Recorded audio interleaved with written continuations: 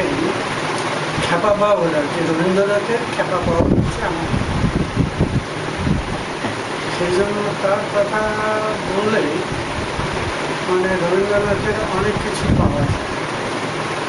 কেন তার গানের সঙ্গে ওনার গানে সুর রয়েছে অনেক, তার মধ্যে খুব বিখ্যাত গান যেটা, যে গানটা সাধারণত বৈষ্ণবের মুখ থেকেই শুনতে পাওয়া যায়, তিনি বলেও গেছেন অনেক বইয়ে ওনার উল্লেখ করা আছে। তাতে বলেছে এই গানটি হচ্ছে হরিনাম দিয়ে জগৎ মা তালে আমার একলা নিতাই একলা নিতাই একলা নিতাই। এই যে গানটা, সেই গানটা উনি করেছেন, যদি তোর ডাক শুনে কেউ না আসে তবে একলা চলো একলা চলো একলা চলো। এই যে গানের সুরের ভাবটা এত সুন্দরভাবে উনি লাগিয়েছিলেন যে রবীন্দ্রনাথ ঠাকুর মানে খ্যাপা বাউলকে চিরকালের জন্য বাঁচিয়ে গেছে, ওর মধ্যে মানে রেখে গেছে। কি সুন্দর কোনো চিন্তা করা যায়। আর উনি ওনার মিষ্টি ব্যবহার তুলনা করা যায় না, কেন আমি ছোটবেলায় ওনার কোলে বসেছি, আদর করেছি এবং আশীর্বাদ করেছি। আমার খ্যাপার ছেলে তুমি জগৎ বিখ্যাত হবে। তো আজকে সত্যি 150টা দেশ আমি ঘুরেছি, কিন্তু আজকে সেই বাউলের ছেলে যে গ্রামে গ্রামে ঘুরে ভিক্ষা করতাম, সেই বাউল আজকে সারা পৃথিবী মাও ঘুরে বেরিয়েছে। তাছাড়াও যে পুরস্কারগুলো পাওয়ার নয় বাউলদের, কোনো পল্লীগীতি কোনো লোকসঙ্গীত লোকে এইসবগুলো পায় না। এক নম্বর হচ্ছে যেমন আমাদের রাষ্ট্রপতি পদ্মশ্রী, এটা একটা পেয়েছে।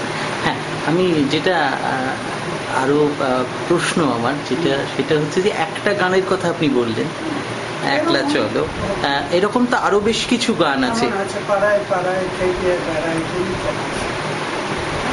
খ্যাপাকে রয়েছে, মানে খ্যাপার নামটাও তার মধ্যে। এটার অরিজিনাল গানটা কি ছিল? হ্যাঁ, ওনার গানের মধ্যেই বলছে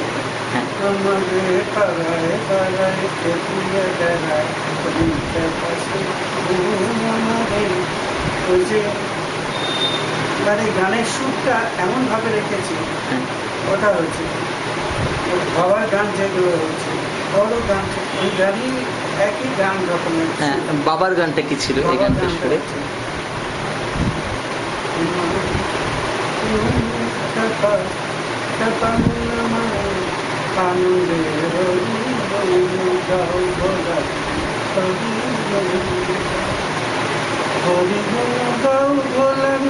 কৃষ্ণ ভোলার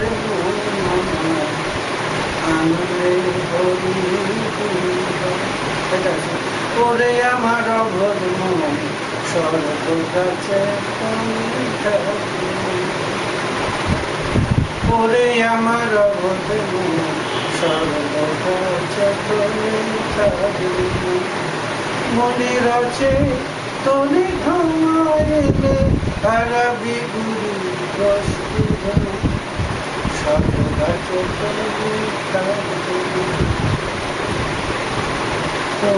আমাদের আমাদের পাড়ায় পাড়ায়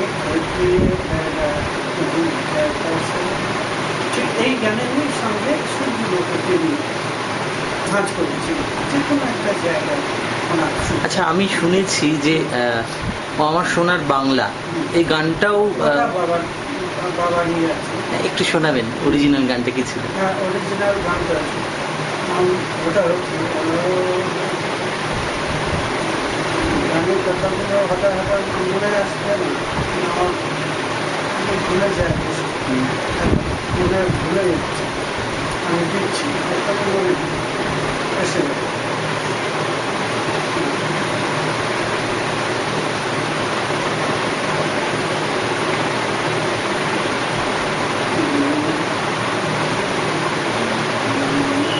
রেকর্ডও করেছি ওনার এই গানগুলো, যেটা অরিজিনাল বাউল সেটা আমি করেছি রেকর্ড।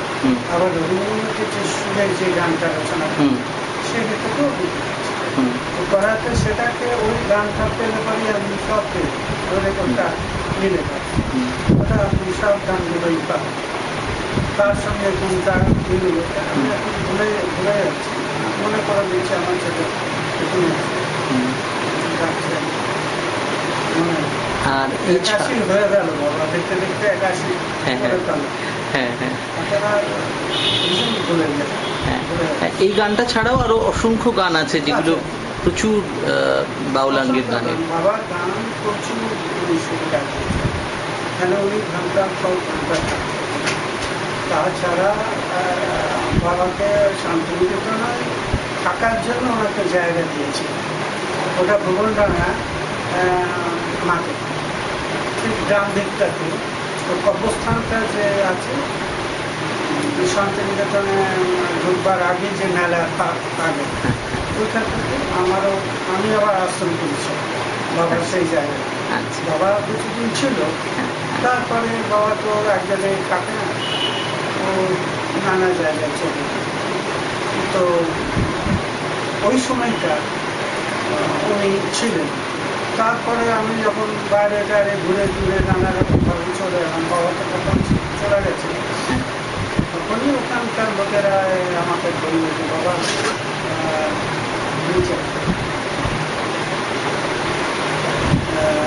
আপনি যদি এটাকে একটু বাঁচিয়ে রাখেন, কেন আপনার বাবাকে দিয়েছিলেন আর উনি ব্যবহার করেছিলেন, এখন এই জায়গাটা এত নোংরা জিনিস হচ্ছে এবং নানা রকম খারাপ জিনিসপত্র ওই জায়গা থেকে তৈরি হচ্ছে, তো ছেলেমেয়েরা নানা রকম জুয়ে খেলে ফেলে, তো ওইটাকে যদি একটু যদি বাবা একটু উদ্ধার করো, তো তখন আমি ওখানে আগ্রা করেছি। সেই আগ্রাটা প্রায় 30 বছর আমি ওখানে ছিলাম। 30 বছর পরে বিশ্বভারতী জায়গাটা ফিরে গেছি। আচ্ছা, আবার একটা 25শে বৈশাখ এলো, আবার একটা জন্মদিন, এই দিনটা এলে আপনার কি মনে হয়? আমার মনে পড়ে শান্তিনিকেতনের কথা, মনে পড়ে ঠাকুরের কথা, মনে পড়ে বাবার কথা। তবে সবসময় তো ঘুরতাম ওখানে, কারণ আমার ছোট জীবনটাই তো শান্তিনিকেতনের মধ্যে ঘুরেছে। ওখানে ওই মাঠে ঘরে প্রতিটি লোকের বাড়িতে আমি তখন বেশি ঘুরতাম বাবার সঙ্গে সঙ্গে। ওই জন্য শান্তিনিকেতনটা যখন এই যে সময়টা আসে তখনই সবচেয়ে বেশি মনে পড়ে শান্তিনিকেতন। তো এই 4 বছর ধরে আমার আশ্রমটা যখন ওরা বিশ্বভারতী নিয়ে নেই, তারপর থেকে 4 বছর আর আমি শান্তিনিকেতনে যাচ্ছি না, তার মনে খুব কষ্ট আমার, কারণ এত সুন্দর সারা পৃথিবী ঘুরেছি ওই একটা জায়গায়। কেন আজকে সেই আশ্রমটা করেছিলাম বলে আমি আজকে এত বাউলকে আমি বাইরে পাঠাতে পেরেছি, এবং আজকে সারা বিশ্বে বাউলকে সবাই দেখে নানা জায়গায় নানা ভাবে। তাতে ওইটা শুরু করেছিলাম আমি সেই জায়গাতে, সেটা চলে যাওয়ার পর থেকে আমার মনে খুবই একটা লেগেছি। আর আমার স্ত্রী প্রায় এমন একটা আঘাত পেয়েছিল যে তাতেই ও চলে গেল। সে আর তার 4 বছর হলো সে চলে গেছে। সেই জন্য শান্তিনিকেতন আমার প্রাণের জায়গা, আর ঠাকুর আমার প্রাণের ঠাকুর, আমার মনের ঠাকুর। তার কারণ আমার বাবা খুব শ্রদ্ধা করতেন, আর বাবাকে নিয়ে এত ভালোবাসতেন অনেক চিন্তা করা যায় না। সবসময় বলতে থাকো টাকা তুমি শুধু গান করেছ, গানেই করছি যেন তোমাকে সবচেয়ে প্রফুল্ল দেখতে পাবে। যখন তুমি ধ্যানে বসো তুমি অন্য কিছু বসো তখন একটা রূপ থাকে, কিন্তু যখন তুমি গাও তখন কিন্তু তোমার মধ্যে যেন কেউ গান করে। হ্যাঁ, সেই জন্য বাবার নাম উনি দিয়েছিলেন টাকা।